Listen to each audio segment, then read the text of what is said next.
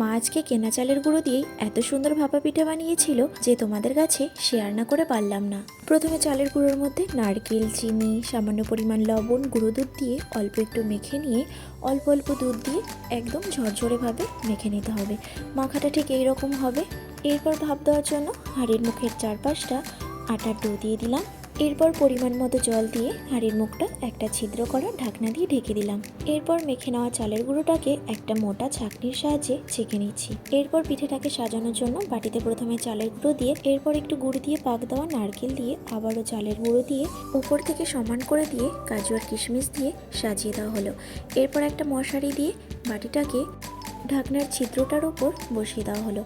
আলগা আস্তে বাটিটা তুলে নেওয়ার পর আরও একটা বাটি দিয়ে ঢেকে দেওয়া হলো। এরপর পিঠেটা তৈরি হয়ে গেলে নামিয়ে নেওয়া হলো, আর একটু ঠান্ডা হতেই পিঠেটা মশারির থেকে তুলে নেওয়া হলো। পিঠেটা শুধু দেখতে নয়, খেতেও কিন্তু দারুণ হয়েছিল।